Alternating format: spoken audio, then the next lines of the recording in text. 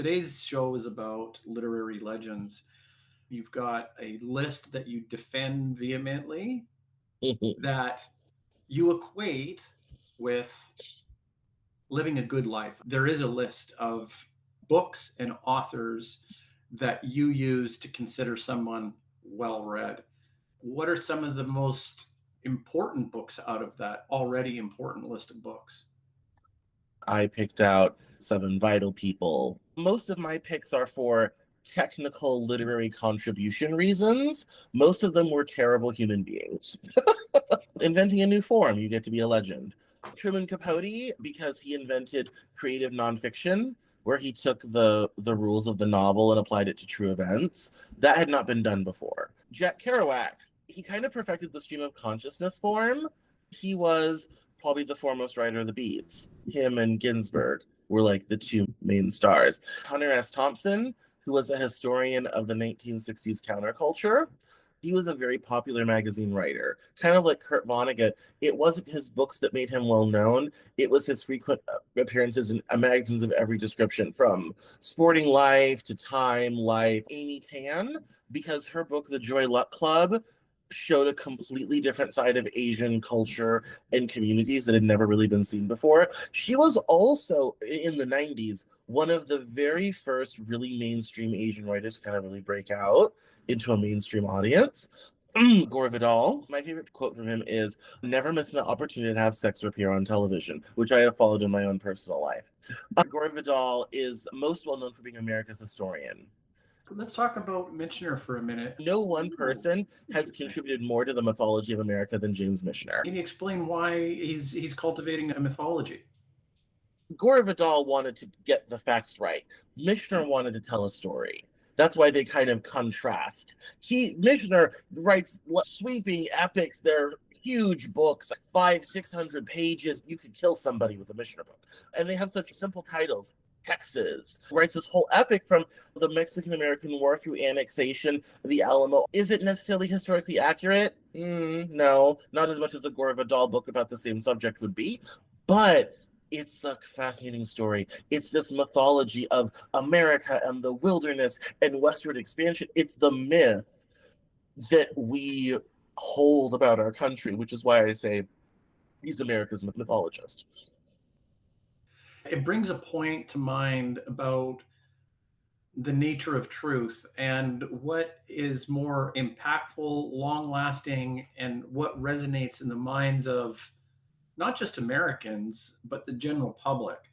228B Baker Street is the fictional home of Buck Holmes. Is that more real than the actual person that nobody knows about?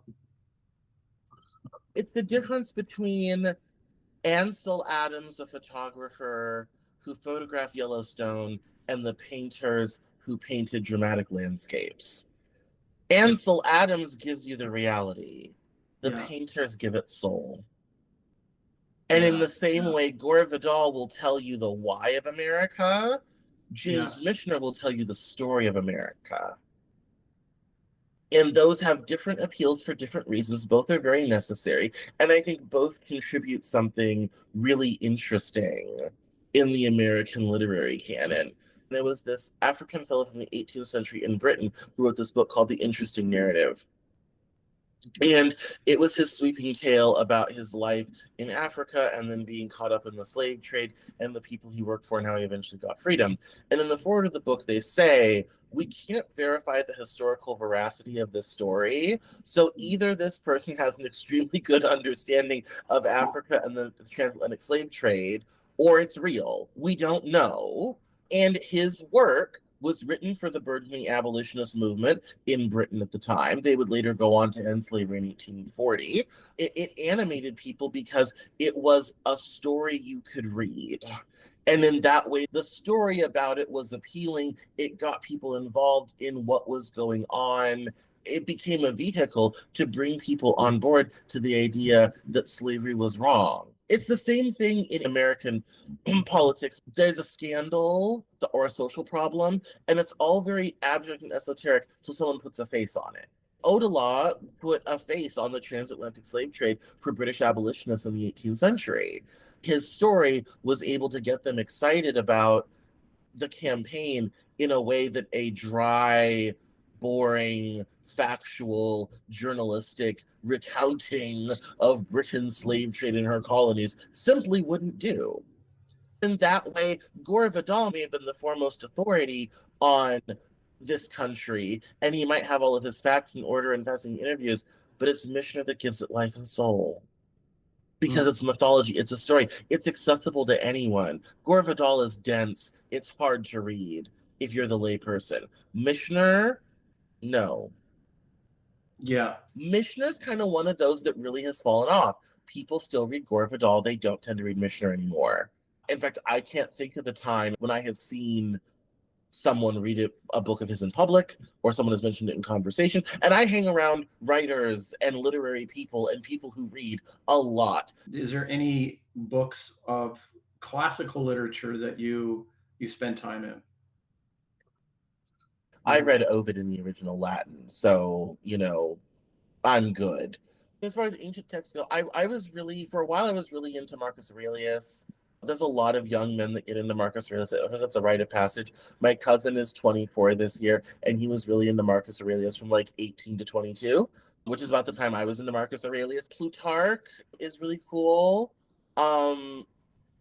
Little bit more modern when we're talking about the ancients. Thomas Aquinas is pretty necessary.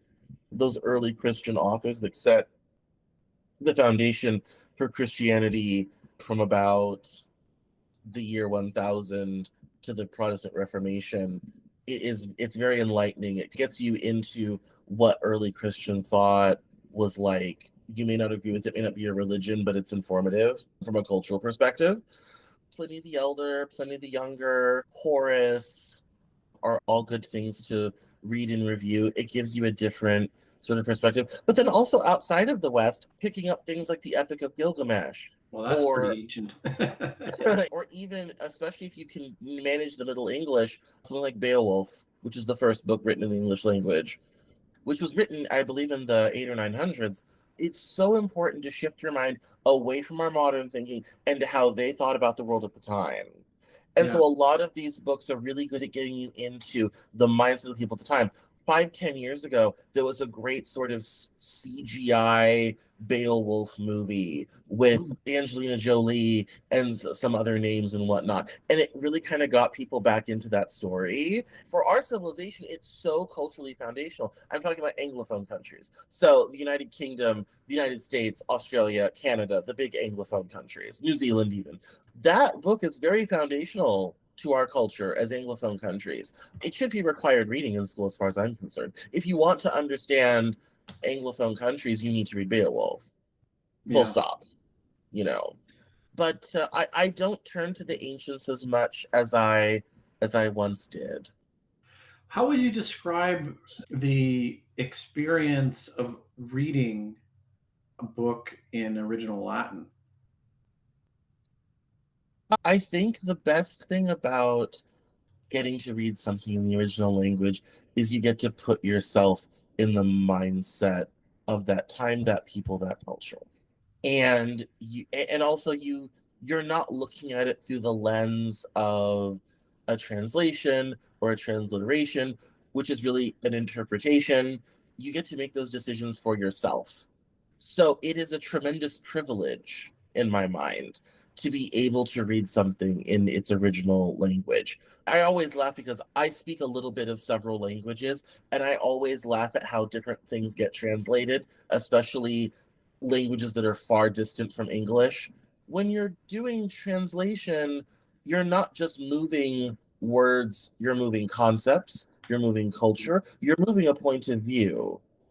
And it can be very, very hard to make that transition. I was reading a great book by Amy Fadiman called The Spirit Catches You and You Fall Down, which was a book about the Hmongs people's arrival in America in the 70s, and the story of this girl who had seizures and ended up getting medically injured because the medical workers didn't know how to culturally and linguistically communicate with the Hmong people. And part of the problem they had with the Hmong people was not only are you trying to bring up to speed on and dealing with their own cultural foibles around surgery, cutting open of bodies, blood transfusions, all this type of thing. But the Hmong language doesn't have a word for CAT scan, MRI, X-ray. They didn't. They came from the mountains of Thailand. They had no concept of these things. They didn't know what a photograph was until they came to America. So it's like, we're going to take photos inside your body. What's a photo? Like, like, forget inside body. What the fuck is a photo? Like, this is the problem. And so there was, not only was there a language barrier, there was a cultural barrier. Even for the Hmong people that learned English, half their problem was, we don't have a word in Hmong for this. This concept is foreign to us.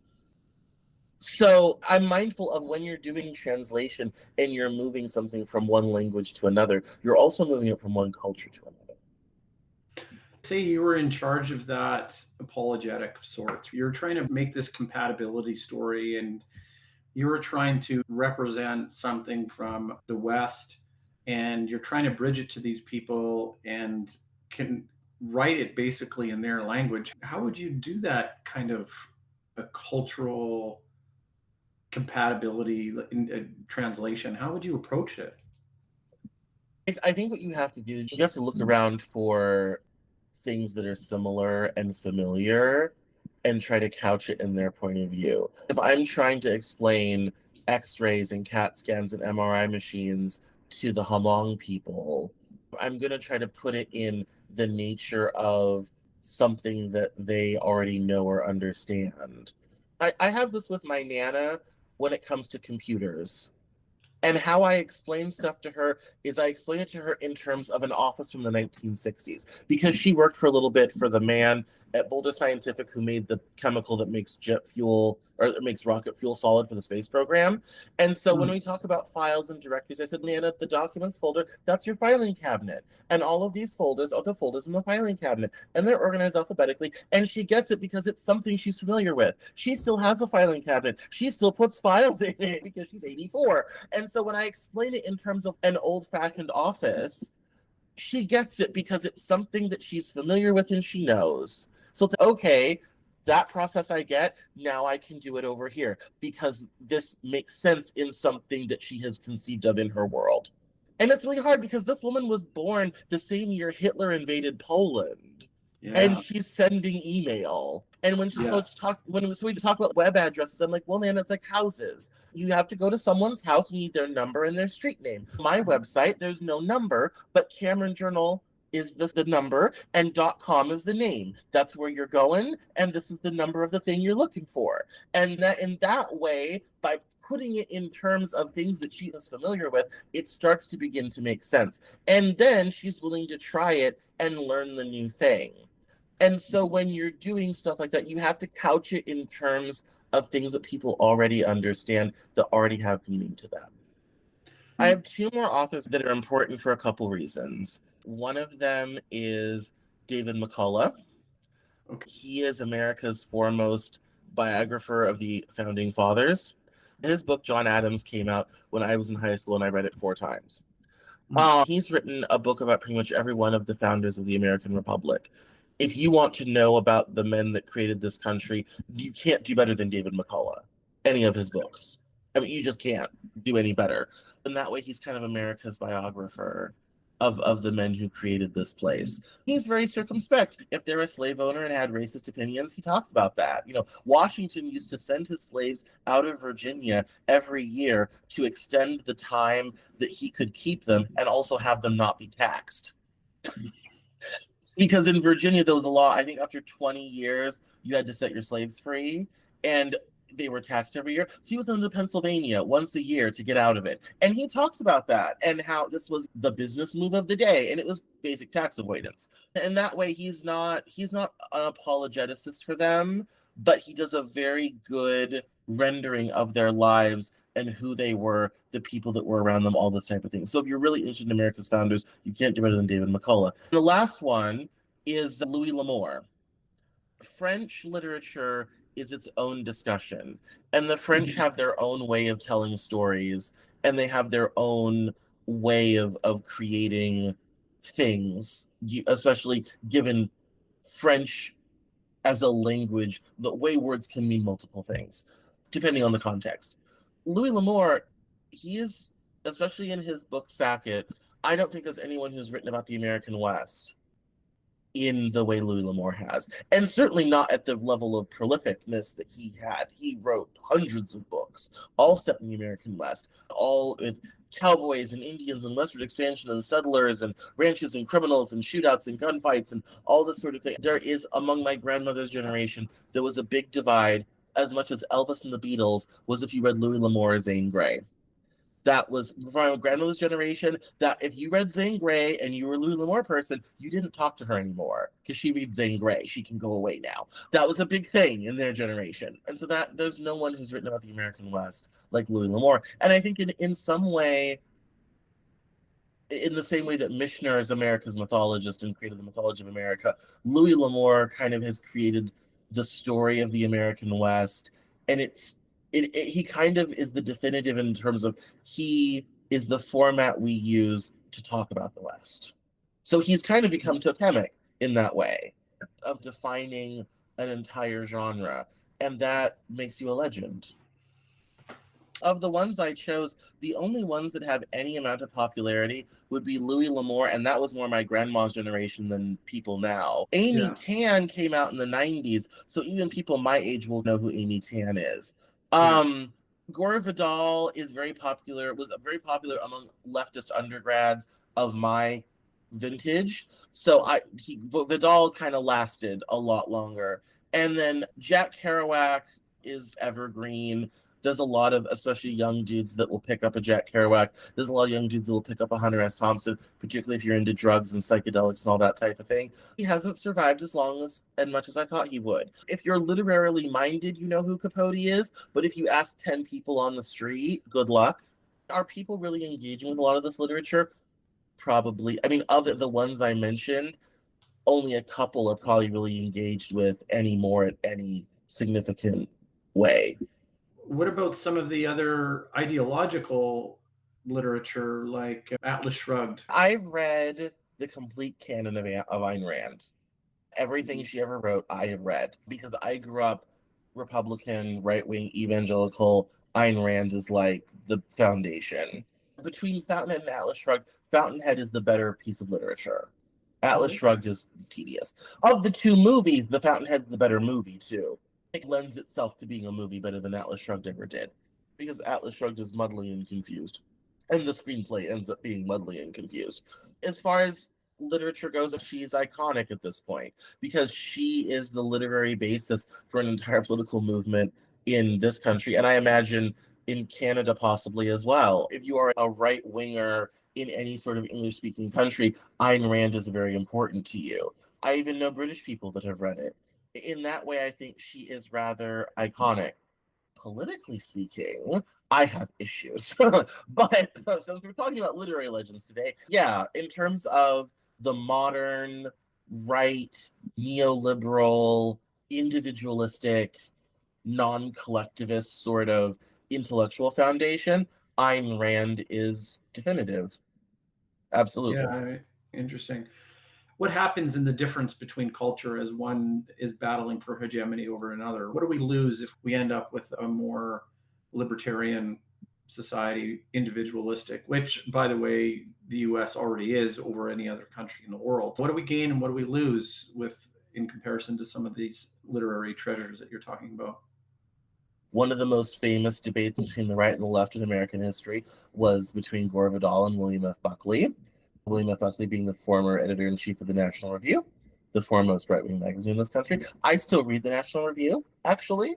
From a literary perspective, I think we've taken individualism far too far in the West. And that started coming out of the 1950s wanting to counteract communism.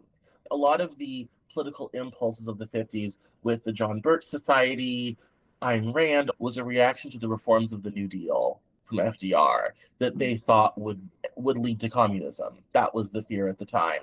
In counteracting to that, it was encouraged in MFA programs for writers to put forth the individual as primary. And if you look at literature coming out of the period, it is about individuals. Jack Kerouac's On the Road is about his personal journey. There's only 3 or 4 characters the whole book. It's him and his travels and his struggle with wanting to be gay but not being able to be gay and then being very homophobic later on. And Rand leans into that, obviously. her whole thing is about the individual, who is John Galt from Atlas Shrugged. Dagny Taggart in Atlas Shrugged is put forth as this hyper-individualistic person who rejects altruism, in the same way the architect in The Fountainhead, whose name I can't think of right now, is put forth as this, the individual is elevated.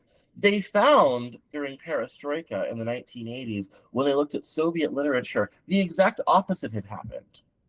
In That's Soviet fascinating. yes, That's really in cool. Yeah. Soviet literature, there was Yeah. so much more human contact. Their literature was not about individuals, it was about groups of people, families, friends. It was much more collectivist. It was much more in a person in the context of their relationships.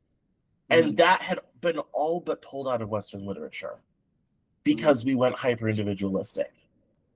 It's funny because I find, despite my tendencies towards context and collectivism, I tend to still write in that tradition myself. I tend to have a character or the characters and the supporting players. I don't tend to write these ensemble cast things where the plot is split up in tiny pieces among several people. We still write this way. We want to have our main character, the person we believe in, the person we love, and we want to stick with that person from page 1 to page 400. Soviet literature is not that way. Guy 1 could do something, but his sister could do action number 2, and her friend could be number 3, and there's all this context. That's something where culture influences the stories we tell ourselves. It's still very pervasive in Hollywood, wouldn't you agree? Oh, absolutely. Absolutely. Why do you think superhero movies are popular? It's individualism on steroids. My dear friend Pete Coogan, who's probably the foremost expert on superheroes as a genre and comic books and comic book movies, wrote the definitive book on that. Superheroes came out in the 1930s for a reason, because of the Depression and the lead up to World War II. And as he put it, the world had become too complicated for an ordinary person to take on and change. So we needed someone who was bigger than everything to fight the new large problems that we had to face. The impetus of that period, coming out of the Art Deco movement, coming out of the Bauhaus movement, coming out of World War I, the breakdown of the old empires, there was this idea of this movement towards destiny, this progressive movement, which is why even in architecture, the Empire State Building curves up to a point. Modern architecture doesn't do that anymore, you'll notice. But like all those buildings, they go to a point. There's a finish line. There's something, there's a place where they stop that's definitive. Yeah. And so coming out of that attitude, that cultural idea, superheroes then become agents of destiny at some point. They're a product of our hyper-individualistic society. Once again, we're faced with a set of problems in our country and our world that we feel powerless to do anything about. So we need to collect all the stones for the gauntlet to make half the population disappear. We need the Thanos snap. We need Thor and all this type of thing, because we cannot seem to solve any of the problems that we're facing. So we need bigger people. What is that new form of superhero that's going to emerge if we acknowledge that we're in a time that seems overwhelming and we don't know how to affect change? I think very correctly brought in Thanos, and I've thought about him and the unique reception that I think the audience I know I did. There was something left unsaid about his finger snapping, about eliminating the population, reducing it across all of the galaxy. Our world, our galaxy of existence, at least, is actually on Earth for the most part. I think there was something left unsaid, but we knew was true, that there's part of the crisis that we face is an overpopulation. Now, you and I differ a little bit about climate and stuff like that, but I think we do have a common point of agreement about biodiversity. There are hard limits on resources, and there is just a general misunderstanding or about how to proceed into the future and what prosperity looks like. So Thanos for me actually is not someone to necessarily look up to, but he's somebody that is he represents somebody that has a solution that's evil that I think is right. In a way, not fully, but Well, yes, I mean, but isn't that so emblematic of the impotence of our time?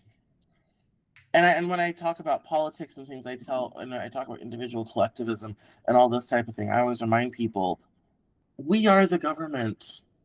It's us. It's not an entity that's separate from us. It's us. So if we want to change it, guess what? It's up to us. But here's the problem, and this is where I think Thanos has a great deal of appeal, and superheroes in general, is because we live in corporate statism. We live in this corporate statism where you have things like the L'Enfant scandal where they can bribe politicians in Ottawa to get what they want. Adani does the same thing in Australia to get coal mines open. Our government is bought and paid for by major corporations. IBM, Raytheon, a lot of them. They buy and sell politicians like monopoly pieces. It's depressing. It's very difficult, if not impossible, in that environment to cause the type of ground up popular change that in another political period would have already long occurred. But because you have so much wealth concentration in so few hands, and it's somewhat worse for Canada than it is because you have a third of the population of the United States, but tremendous natural resources and a third more land, it is very difficult in that environment to cause that type of change and to overcome the tremendous amount of resources. How does a nation of 65 million people take on a company that makes the GDP of a small nation? Yeah. You can't. Not really. Even down here, we're a nation of 350 million people, and we have Apple is worth $1 trillion. That's 1/22 of our entire GDP. Yeah. Who really gets to tell Apple what to do? Nobody. Because they have too much wealth concentration in too few hands. And so it makes it very hard to cause the change that I think a lot of people want because we're stuck in corporate statism. It'd be nice if Thanos could just come along and snap his fingers and break the whole system so that we could finally get the change that we want and break out of the corporate statism we've been stuck in for the last 40 years. Well, he doesn't exist, but it makes for a nice story and a pleasant afternoon at the theater to think about on the way home. Hence the appeal. Yeah, that's right. Yeah. Hence the appeal.